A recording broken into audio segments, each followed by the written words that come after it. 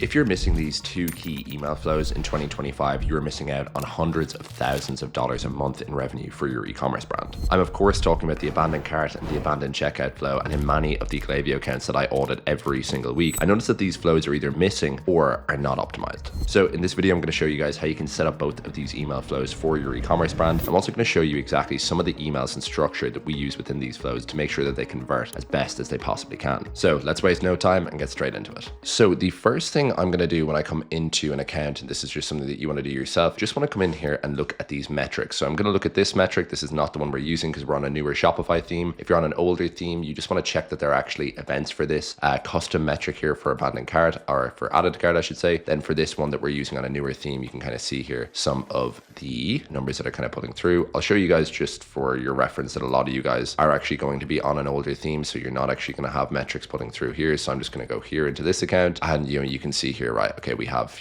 however many people who are going through this added to cart metric, right? So just understand which one of those you're actually on first, check that that metric is working. And then finally here, we're just going to come in here and we're going to look for checkout started, and we're going to come in and take a look here, say, yes, this one is firing and this is working as well. So our metrics are working, make sure of that. And yeah, we can start with the flows building here. So when I come into flows, what I'm going to show you guys first is that depending on the theme that you're on, your abandoned cart flow is going to be a decent bit different, right? So what I'm going to do here is I'm going to go in here and I'm going to go for the custom metric abandoned cart first. So what I'm actually going to do is I'm just going to go build your own, and I'm going to go build from scratch. I'm going to call this abandoned cart.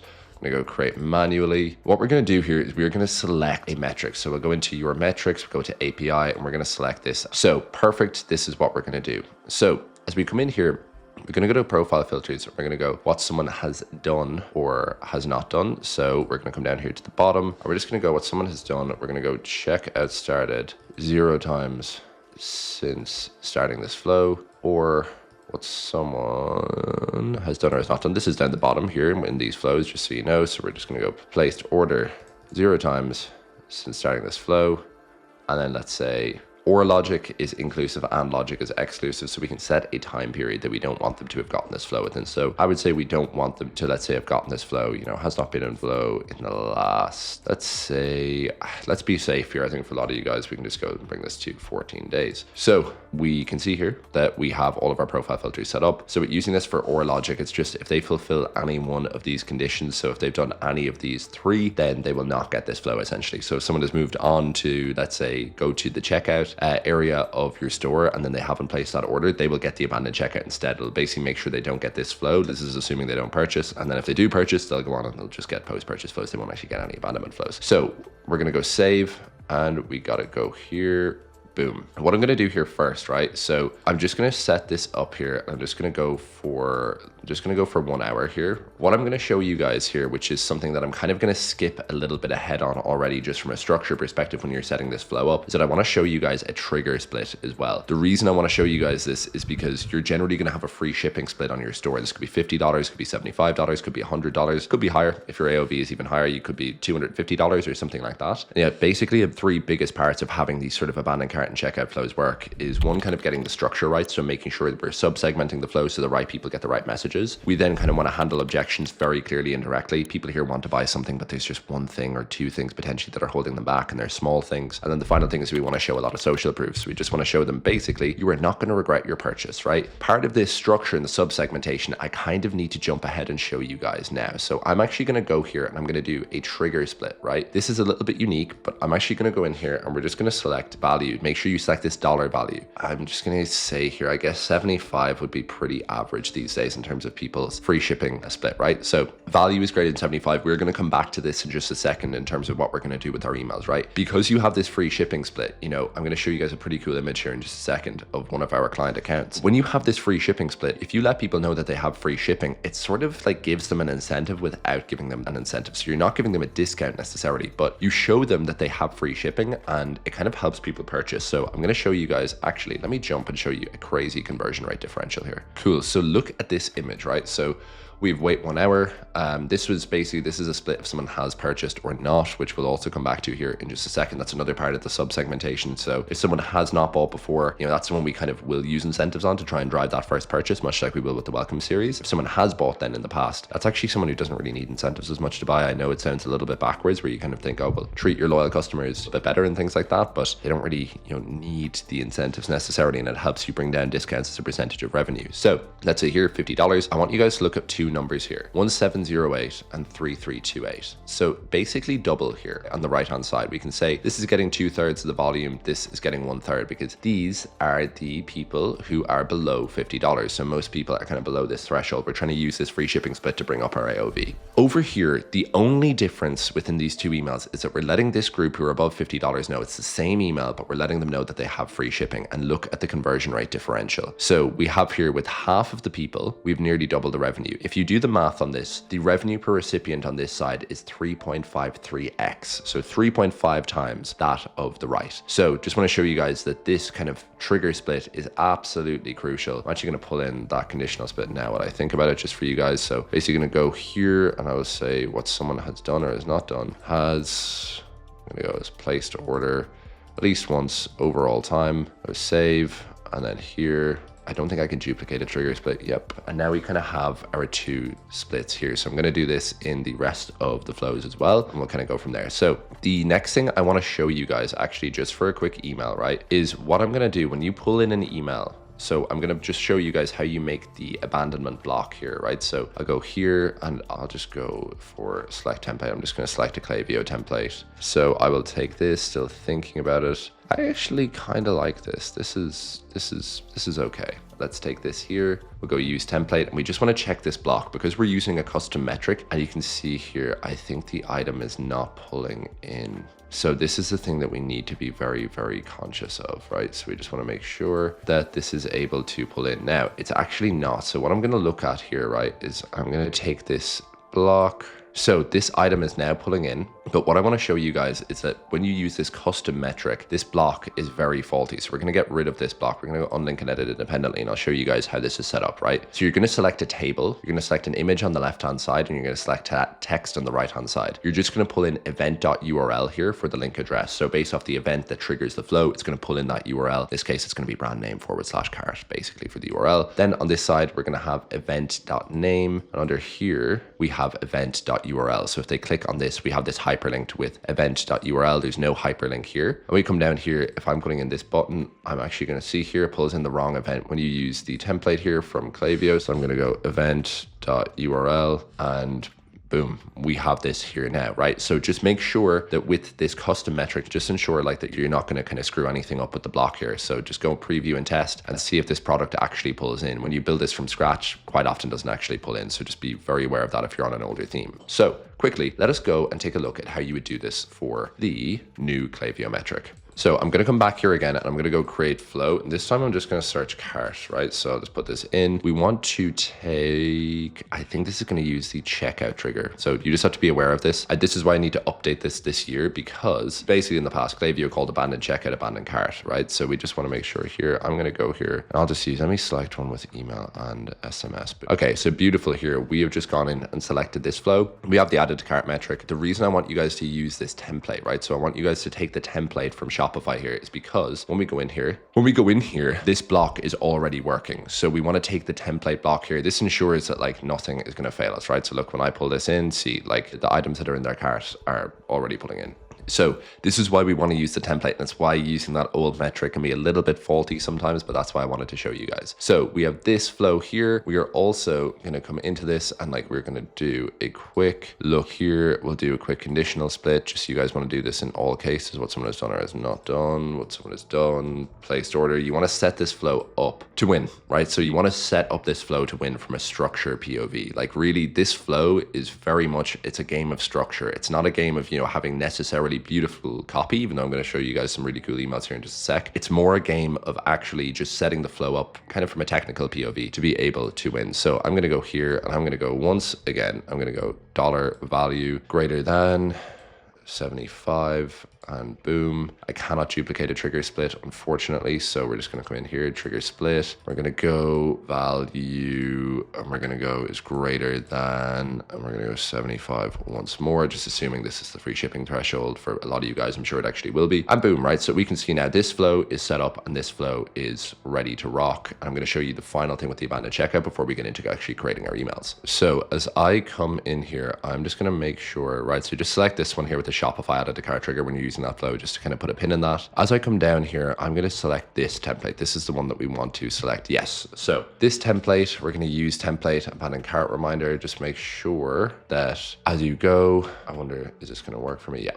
So as I go here, I'm just going to go edit details here in the flow, and I'm just going to call this one abandoned checkout reminder, because we need to make sure that our naming conventions are correct, right? So that we're not calling this abandoned cart when it's abandoned checkout. You can see here, there's a trigger split. Let's just put this the same thing as we have for the other flows, and we're going to go save. Let's just say it's 75. I'm actually going to put this time delay here. I like to put time delays before I do any of these conditional splits. I just don't trust Klaviyo to automatically, have this information pass, whereas like within an hour, the information will have passed from Shopify to Klaviyo. So I'll wait 1 hour and we'll go values less than 75. I'll just like get rid of this time delay here. We'll also get rid of this time delay here. So wait 1 hour, and then I'll go conditional split. What are we going to do here, guys? What someone has done or is not done, has placed order 0 times overall time. I'm going to put this in here, and we're going to go save, and then we kind of can just duplicate our flow over here to the other side. So these flows are now set up, right? Like these are ready to rock here. We're in a good position. I like to do this like nice and early with the first hour here. And yeah, I think it is a lot easier. So let's come in here and let's start making our emails. So I'm going to make the first email here,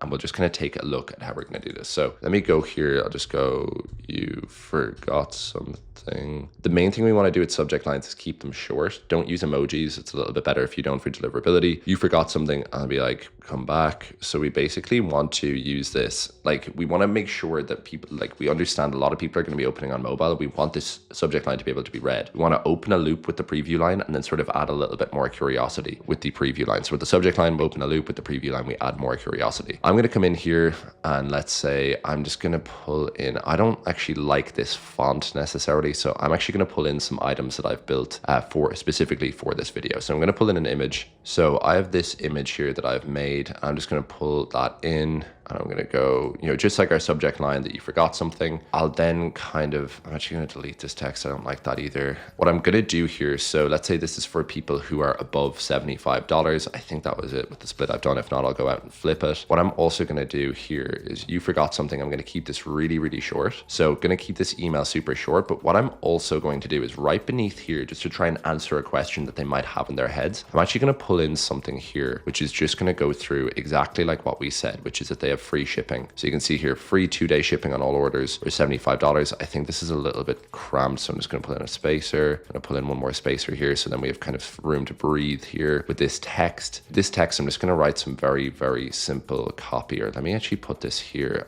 You'll have some items in your cart.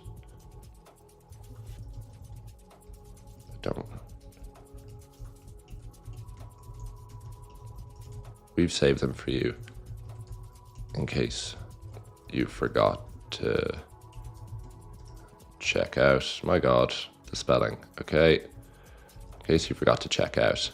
I'm gonna make this font a little bit bigger. I'm actually gonna center align all of this text as well, just so it's not left line, just looks a little bit better. Then I'm just gonna go here, I'm gonna pull in another little spacer. What I'm also gonna do here, just assuming this is like a fashion brand, is we're gonna go through a little bit more with some of the emails here in just a second, but just to show you guys how I kind of build this email out super quickly, I'm gonna add in something beneath this button, which is really good to do to increase click-through rate, right? So right beneath this button, this is like a little hack, which we've definitely seen as increased click-through rate. And this might be a little bit cramped again. Let me do one more spacer here. Is there a spacer in between there? There is not.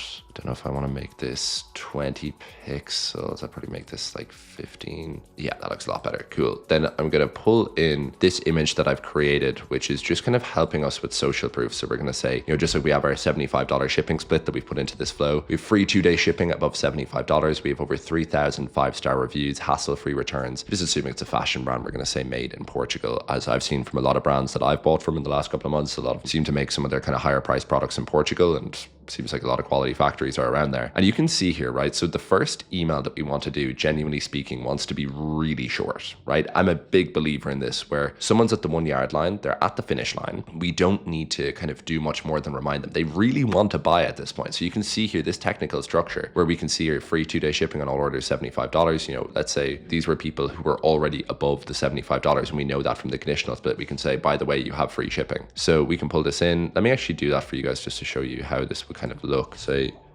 you also qualify for free shipping. So I'm just going to go here, right?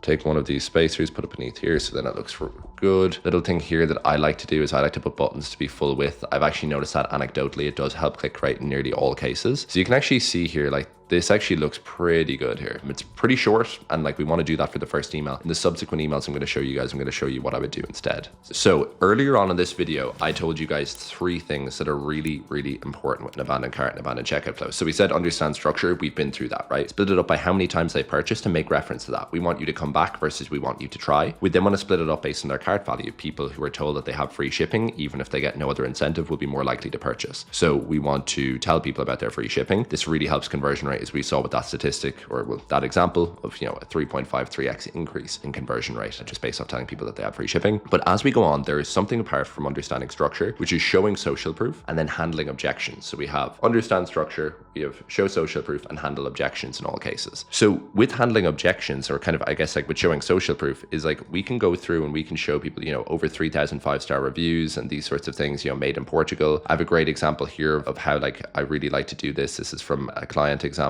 here. So this image here, as you can see, showing where we've been featured, showing that we're rated excellent in Trustpilot, you know, and then all of these kind of diffusers and objection handlers sort of down here. These are really good to passively do in the email. We don't want to be making really long emails. We just want to sort of passively do this in that kind of, I guess, the highest leverage way possible, right? So we can just put these kind of save blocks into our emails and it'll really help our conversion rates across the board. So we understand the structure piece. I have shown you guys that quite clearly. We see a little bit more about the social proof, which is just sort of fixing that into the email so the conversion rate of each one can go up without us having to necessarily write stellar copy in each case. But handling objections, I'm going to show you guys a couple of example emails that I want you to pull in here. I'm going to show you what handling objections comes down to. So handling objections basically will come down to one of 6 things for any e-commerce business, for any purchase, right? It'll basically come down to price, it'll come down to trust or quality concerns, it will come down to like why they should buy it now versus at another time, it'll come down to shipping, it'll come down to returns, or finally it'll sort of come down to, will I regret buying this? Do I really want it? Will I have buyer's remorse? And this sort of a thing. Fortunately, even though there are 6 of these, they're actually very, very, very easy to answer, right? So like within the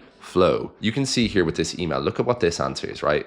So it qualifies for free shipping. This sort of helps us with the pricing thing. This sort of helps them feel like, okay, well, like at least I'm not paying for shipping. As we go for trust or quality concerns, 3,000 5-star reviews made in Portugal, you can see here without making a really long email, I'm answering all of their objections. Also, you know, free shipping. So, you know, this kind of helps with regret and things like that, and hassle-free returns. This sort of is sort of a risk reversal sort of a thing. So as we come back, we think back to our price, trust or quality, why buy it now, shipping, returns, and then sort of buyer's remorse. You can see here with the pretty simple email, I mean, look how much space this takes up, basically nothing. You can see we're actually doing nearly all of those things in one go. So while I'm saying there are 6 things, you can see it's really not too difficult. It's about setting the flow up structure wise to be able to handle this, right? This to me is an example of a pretty decent email in that respect, right? So like, I like this, that like there's a call to action very high. I like it shows off the product. You know, you can see, right, like there's an offer. What I don't like about this Fabletics email is that, you know, I think it could show off more social proof. They're a massive brand. It could show off, you know, their returns policy. You know, it could show off, you know, that it's just anything to sort of get them over the line. I mean, if we're looking at this, even when we come here and just let them know, like with a shipping split or with these couple of icons here in the email, you answer so many questions with a couple of icons. What I do like about this is that it's short, it's direct, and it's to the point. And this would be a great example of a good first email. Now, if I haven't answered your objection about objections, I'm going to show you a very cool email that we do for a number of our clients in the second email of the flow here. So you might look at, you know, me saying that there are 6 objections and think, geez, I really need to answer those. And if you are in that boat, or let's say if you sell products that are a little bit difficult to sell online, this actually came about, this idea, because we're working with a client who sells jeans. Now, imagine selling jeans on the internet. It's hard enough to sell them in person with people being able to try them on and see the sizing, the stretch, and the fit, and the dye, and all of this sort of a thing, the color, everything like that. It's very hard to get sort of jeans that fit you perfectly. Everyone is shaped very, very differently. So the founder is explaining this to me one day on a call, and I was like, wow, this is very interesting. He said, God, there's so many reasons people might not buy it. We just really need to answer these. And he thought it couldn't be done because he had seen, previous examples of abandoned checkout flows that were a bit more sort of boilerplate from other kind of brands. And then we had the idea, we were like, well, why not just raise all of these concerns in an email? Why not just like bring up all of their objections and look to handle them right there and then? And we did that, and that email is like probably the highest performing email in their entire account. This is